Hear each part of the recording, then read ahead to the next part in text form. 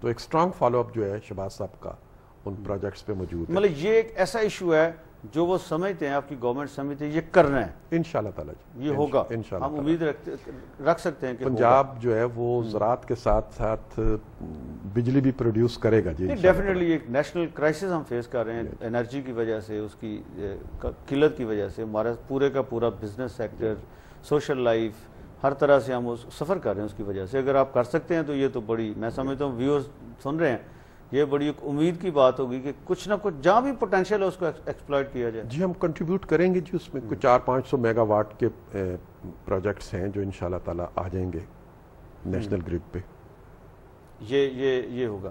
اچھا ایک یہ کہا جاتا ہے پرویز رشید صاحب، گڈ گورننس کے حوالے سے یہ بات کی جاتی ہے کہ آپ کی گورنمنٹ نے ایک سال میں کوئی 5000 آفیسرز کو ایک جگہ سے دوسری جگہ کیا ہے، جس میں 1000 کے قریب جو ہیں وہ ایڈمنسٹریٹو سروسز کے لوگ ہیں، پی سی ایس اور فنانشل مینجمنٹ سروسز، اور جو ڈی ایم جی کے لوگ ہیں، پولیس کے لوگ ہیں.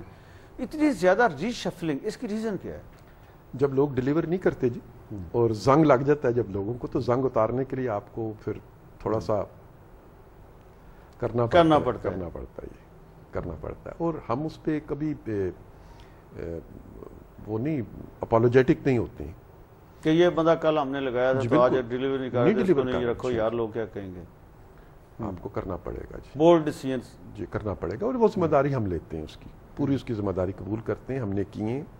اور ہر کیس میں ہم بتا سکتے ہیں کہ اس میں کرنے کی وجہ کیا تھی، اگر کوئی اس کو ڈسکس کرنا چاہے تو. پرویز رشید صاحب ایک چیز جو میں آخری سوال سے پہلے پوچھنا چاہتا ہوں وہ یہ ہے کہ ڈفرینس 97 کا اور اب کی گورنمنٹ کا آپ کیا سمجھتے ہیں؟ پولیٹیکل کلچر کا، گورننس کے انوائرمنٹ کا، اوور آل پولیٹیکل سینیریو کا، جس انوائرمنٹ میں سچویشن میں آپ گورنمنٹ کر رہے ہیں پنجاب میں. یہ 97 کی جو حکومت تھی وہ تو ایک تسلسل تھا سویلین حکومتوں کے نتیجے کا، اور اب کی حکومت جو ہے وہ 8 سال 10 سال کی آمریت کے نتیجے. لیکن معذرت کے ساتھ وہ بھی جو تسلسل تھا اس میں 2-2 سال 3-3 سال الیکٹڈ گورنمنٹ سے ایک دوسرے کے اوپر اکھاڑ وہ ٹھیک بات ہے، لیکن بہرحال وہ الیکٹڈ گورنمنٹس تھی. آمریت جو ہے جی اس کے اپنے اس میں کسی ایک کی پرفارمنس جس میں 2 آپ کی بھی تھی وہ بہت زیادہ قابل رشک تو نہیں تھی. نہیں کیوں، اس زمانے میں آپ دیکھیں کتنے بڑے بڑے کام ہوئے ہیں. موٹر وے کی تعمیر ہوئی ہے، پاکستان اپنی دفاع میں ہو گیا، پھر اس میں روزگار کی بہت اسکیمیں تھیں جس میں کہ یلو کیپ کی اسکیم بہت بڑی اسکیم تھی. تو وہ ایک پازیٹیو آپ سمجھتے ہیں بیک گراؤنڈ تھی جس میں وہ گورنمنٹ آئی. اور اب کی حکومت جو ہے جی وہ تو آمریت کے بعد آتی ہے، اور جب آمریت کی اپنی پھیلائی ہوئی برائیاں اور بیماریاں، اور پھر ابھی اس حکومت کو جس 1 سال کی حکومت جس کو آپ کہتے ہیں اس میں وقفے بھی آپ کے پروگرام کی طرح آتے رہے نا. 1 مہینے کا گورنر راج بیچ میں آ گیا جس میں تسلسل چیزوں کا ٹوٹ جاتا ہے، پھر آپ کو نئے سرے سے عمارت کی تعمیر شروع کرنی پڑتی ہے. لیکن آمریت کے بعد گورنمنٹ کرنے کا ایکسپیرینس آپ کی پارٹی کا تو 85 کا بھی تھا، اس لیے آپ کو وہ ایشوز تو آپ کو پتہ ہے کہ کیا ہوتے ہیں، وہ ہینڈل کرنا زیادہ مشکل تو نہیں ہونا. ہر آمریت آپ کو نئے تحفے دے کے جاتی ہے جی. یہ آمریت جو ہے آپ کو ٹیررزم کا تحفہ دے کے جا رہی ہے. جو مشرف صاحب کی آمریت تھی اس کی کوکھ میں سے یہ ٹیررزم نکل کے آیا نا جی. تو وہ ایک بہت بڑا پروجیکٹ بن جاتا ہے کہ پہلے تو آپ لوگوں کو تحفظ نارملائز کریں، ان کو تحفظ دیں. پھر جو بدعنوانی پھیلا دی گئی، اور پھر جو ایک سسٹم تھا ہمارے ہاں جس میں ضلع جو ہے اس کی ایک صوبے کے ساتھ کنٹینیوٹی رہتی تھی، وہ پورا سسٹم توڑ دیا گیا، اسٹرکچر ہی توڑ دیا گیا. جو ناظمین والا تھا معاملہ وہ ایک فیڈرل سبجیکٹ انہوں نے بنا کے اس کو، تو ان سب چیزوں کو ریپیئر کرنا، یعنی ڈیولوشن کے نام پہ سینٹرلائز کر دیا. جو آپ بات کر رہے ہیں اس کا مطلب ڈیولوشن کے نام پہ اس کو سینٹرلائز کر دیا گیا. اس سارے سسٹم کو ریپیئر کرنا، نئے سرے سے تعمیر کرنا، یہ بھی ایک بڑا وقت طلب کام ہے جی، جس کو کامیابی سے. فیوچر پلانس کیا ہیں؟ آپ کیا فیوچر دیکھتے ہیں اپنی پارٹی کا اور اپنی گورنمنٹ کا؟ دیکھیں جی، جہاں تک تو اس صوبے کا تعلق ہے اور پھر پورے پاکستان کا ہے، خواب ایک ہی ہے کہ ایک ایسا انفراسٹرکچر پورے ملک میں قائم کر دیا جائے کہ لوگ اپنے پیروں پر خود کھڑے ہو جائیں.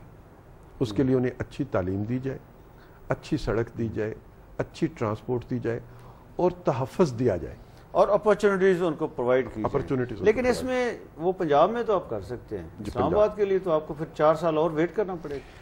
پنجاب میں انشاءاللہ تعالی ہم نے سفر شروع کیا ہے جی، اور ہمیں یقین ہے کہ اس سال کے مقابلے میں جو اگلا سال ہوگا وہ گزرے ہوئے سال سے بہتر ہوگا. کچھ چیزیں جو ابھی کاغذوں پہ تھیں اب وہ آپ کو حقیقت میں نظر آنا شروع ہو جائیں گی، اور یقیناً ان کے فائدے جو ہیں لوگوں کو پہنچنے شروع ہو جائیں گے جی۔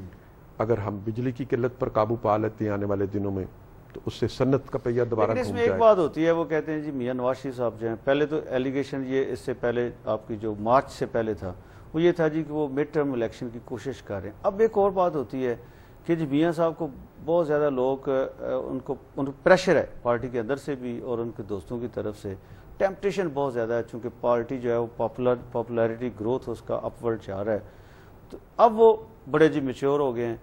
حقیقت کیا ہے؟ مڈ ٹرم الیکشن آپ کی پارٹی کروانا چاہتی ہے، نہیں کروانا چاہتی؟ 4 سال دینا چاہتی ہے پیپلز پارٹی کو، نہیں دینا چاہتی؟ جو آپ کے پلانز ہیں فیوچر ان کے لیے آپ ویٹ کر سکتے ہیں 4 سال یا نہیں کرنا چاہتے؟ حقیقت کیا ہے؟ ہم تو پوری ہماری کوشش یہ ہے کہ یہ نظام اپنے تسلسل کے ساتھ چلتا رہے۔ ہم نے 10 سال انتظار کیا ہے، 4 سال بھی انتظار کر لیں گے، 4 سال سے زیادہ انتظار کرنا پڑے گا وہ بھی کریں گے، ہمیں کوئی اس معاملے میں جی۔ لیکن بیچ میں اب خیر بہت اچھی خبر ہے آج کے زرداری صاحب، پریزیڈنٹ زرداری وہ آ رہے ہیں میاں صاحب کے پاس اور پنجاب کیبنٹ کو بھی ایڈریس کریں گے کل، یہ ایک بہت اچھی خبر ہے۔ لیکن اس سے پہلے وہ چل رہی تھی بیچ میں کنسپریسی تھیوریز چل رہی تھی جی کہ یہ ہو گیا وہ ہو گیا، آپ بھی امریکہ میں لابینگ کر رہے ہیں، زرداری صاحب ادھر سے فارغ ہو کے آ گئے ہیں، پھر کوئی کہتا ہے جی پرائم منسٹر یہ کر رہا ہے۔ یہ ساری تھیوریز جو ہیں ڈیفینیٹلی کل وہ بہت ساری وہ خود بخود کل ہو جائیں گی، لیکن یہ ساری یہ میسج عوام کو دینے کے لیے کہ کنسپریٹرز جو ہیں یا ایسی میلز جو ہیں وہ ان کا کام بند ہو جائے یا لوگ ان کو یقین نہ کریں کہ کیا کیا جا سکتا ہے۔ یہ آپ کی پارٹی نے یقین دینا ہے نا لوگوں کو کہ نہیں ہم اپوزیشن میں ہیں اور ہم 4 سال اس طرح گزارنا چاہتے ہیں۔ جی ایک تو پاکستان کا پولیٹیکل کلچر ہے جس میں یہ گوسپ چلتی رہتی ہے، اسے نظر انداز کر دینا چاہیے۔ ہماری طرف سے آپ دیکھیں کہ صدر صاحب نے ٹیلی فون کیا، ان کے ٹیلی فون کو اٹینڈ کیا گیا، انہوں نے خواہش ظاہر کی، ہم نے کوئی اس پہ ہلا بہانہ نہیں کیا اور ان کو ویلکم کہا، تو یہ ہماری نیک نیتی کا ثبوت ہے۔ گو کہ ہمارا ان کے ساتھ تجربہ جو ہے 1 سال کا جو گزرا ہے وہ کوئی بہت اچھا نہیں ہے اور ہمیں اس میں کچھ شکایات بھی ہیں، لیکن ہم نے کبھی ان چیزوں کو رکاوٹ نہیں بننے دیا، اور ہم ابھی بھی یہ سمجھتے ہیں کہ اس ملک کی بقا اور سلامتی اور پاکستانی عوام کی خوشحالی وہ جڑی ہوئی ہے پاکستان میں نظام کے تسلسل سے، اور اس نظام کو چلتے رہنا چاہیے، قطع نظر اس بات کے کہ کون وزارت عظمیٰ کے آفس پہ بیٹھا ہوا ہے اور کون صدارتی محل میں بیٹھا ہوا ہے۔ جمہوری نظام کا تسلسل رہنا چاہیے، آئینی اداروں کو کام یہ بہت پازیٹیو چیز ہے۔ پریزیڈنٹ زرداری آئے، کیبنٹ کو ایڈریس کیا، انہوں نے میاں نواز شریف صاحب کو ملے، پوری سچویشن کو انہوں نے نارملائز کر دیا، اس میں ایک میسج لوگوں کو یہ بھی گیا کہ جی جو ہے نا وہ بڑی جو میجر پارٹیز ہیں وہ میچور ہیں اور وہ جو نیشنل ایشوز ہیں ان کے اوپر اکٹھی بھی ہیں، ڈفرینسز ہوتے رہتے ہیں وہ ساری چیزیں۔ یہ ایک میں سمجھتا ہوں بڑا پازیٹیو میسج لوگوں کے لیے، عوام کے لیے اور باہر کی دنیا کے لیے بھی، اور وہ لوگ چھوٹی چھوٹی پارٹیز جو سازشیں کرتی رہتی ہیں میاں صاحب کو بھی آ کے ٹیمپٹیشن دیتی رہتی ہیں جی کچھ کریں جی آپ آگے لگیں۔ نہیں میاں صاحب اس معاملے میں ماشاءاللہ ہمیشہ جب بھی انہوں نے اظہار کیا، آپ نے ان کی گفتگو سنی ہوگی کہ انہوں نے ہمیشہ یہ بات کہی ہے کہ ہم کسی بھی قسم کی ملک میں سیاسی نظام کو خراب کرنے کی سازش کا یا کوشش کا حصہ، نہ صرف حصہ نہیں بنیں گے بلکہ اس کو روکنے کے لیے اپنا کردار ہمیشہ ادا کریں گے۔ یہ چاہے نثار صاحب کبھی کبھی کڑاکے نکال دیتے ہیں، دیکھیں جی اسمبلی وہ لیڈر آف دی اپوزیشن ہے اسمبلی میں، اور اسمبلی میں لیڈر آف دی اپوزیشن کو بولنا چاہیے، لیکن بہت وہ جیسے شاید ہم کہا کرتے تھے کڑاکے نکال دیتے ہیں۔ وہ بولتے ہیں، یہ تو یہ بھی عوام کی آواز ہے جی، جمہوریت کا حسن ہے۔ اچھا ایک آخری میں یہ پوچھنا چاہتا ہوں، بڑے اچھا ہے یہ ریلیشن شپ اس طرح کی قائم ہو، لیکن کچھ ڈاؤٹس اس میں آتے ہیں کہ کاربن ٹیکس کے اوپر آپ نے ریزولوشن کو سپورٹ کیا، اس کے بعد سپریم کورٹ میں اقبال ظفر جھگڑا صاحب چلے گئے۔ نہیں یہ غلط بات ہے۔